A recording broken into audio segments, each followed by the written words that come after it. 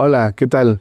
Vamos a grabar nuestra cápsula de medicina para el canal de Rompimiento TV. En esta ocasión vamos a abordar algo que tiene que ver con el sexo masculino únicamente, aunque las consecuencias las sufren también las mujeres. Este tema que vamos a abordar realmente fue sugerencia de nuestra audiencia, la gente que le agradecemos su compañía y sobre todo sus comentarios, también sus likes. En este caso vamos a hablar de la prostatectomía y sus consecuencias. La prostatectomía finalmente es una cirugía en la que se retira la próstata. La próstata al final de cuentas es un órgano que está detrás del tubo por donde va la orina y que en el hombre tiende a crecer con la edad. Y crece finalmente por efecto de la testosterona. La testosterona hace que aumente el tamaño de la próstata y esto en algún momento puede empezar a obstruir la vía de salida de la orina. Hay lo que llamamos la hipertrofia prostática benigna, pero también este órgano puede padecer cáncer.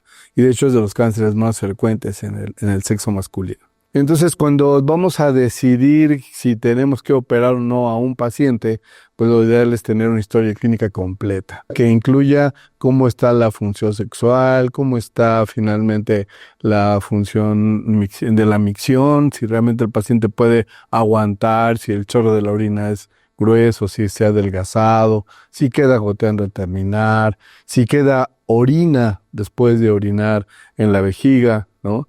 Y sobre todo, muy importante, el nivel de antígeno específico de próstata y el antígeno libre de próstata. Esos dos antígenos nos pueden dar una idea de qué tanta probabilidad de que el paciente tenga un problema maligno o cáncer. Entonces, de acuerdo al padecimiento, si es solamente una hipertrofia prostática benigna, pues entonces podemos hacer una serie de procedimientos que casi todos son los que les voy a comentar, que estos son transuretrales, es decir, es a través de la uretra, a través del pene, entra el endoscopio y a través de ahí se hacen los procedimientos. Hay procedimientos asistidos por robótica, ¿no? Con láser, hay procedimientos térmicos con vapor de agua. Algunos finalmente también son solamente hacer una pequeña incisión en la próstata para liberar el paso de la orina, ¿no? A veces finalmente si hay datos o si existen posibilidades de que haya cáncer, pues entonces se hace una prostatectomía radical, quitar la próstata, algunas veces por arriba, entrando por el abdomen, a quitar la próstata por completo, otras veces es a través del periné. Y en ocasiones se hace finalmente también la prostatectomía radical, pero preservando los nervios que hacen que haya erección y que funcione el esfínter de la vejiga. Es muy importante que depende del tipo de cáncer, lo avanzado del cáncer, se decida qué procedimiento realizar. Algunos otros procedimientos son a través, por ejemplo, del área perineal, se puede sacar por ahí la próstata, o finalmente un procedimiento menos común, pero que también es útil, es la embolización de las arterias. Se tapan las arterias que llevan sangre a la próstata con cierto material que evita que finalmente la próstata siga recibiendo sangre y finalmente se necrose la glándula. El problema aquí importante es que depende del procedimiento. Si es un procedimiento mucho más cruento o más de mayor calado, pues puede provocar complicaciones que son comunes en el momento que se hace después de la prostatectomía.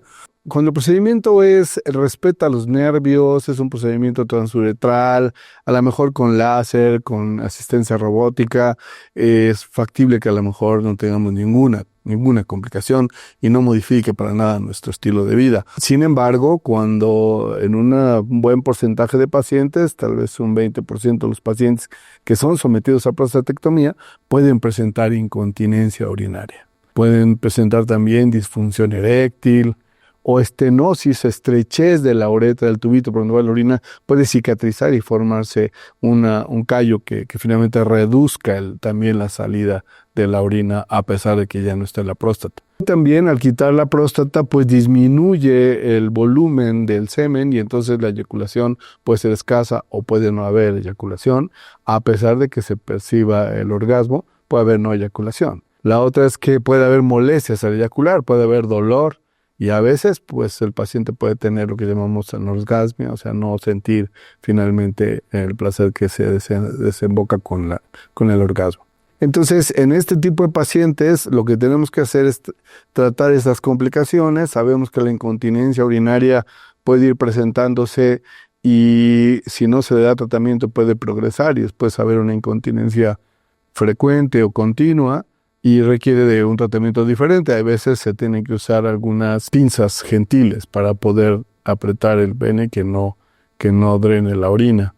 A veces preservativos para poder sostener ahí la incontinencia de la orina. Muchas veces lo más importante, ya lo veremos, sería más bien usar lo que se llama la rehabilitación del piso pélvico. También es muy importante tomar en cuenta que muchos pacientes que tuvieron cáncer se les da tratamiento antiandrogénico, si son medicamentos que bloquean la producción de testosterona.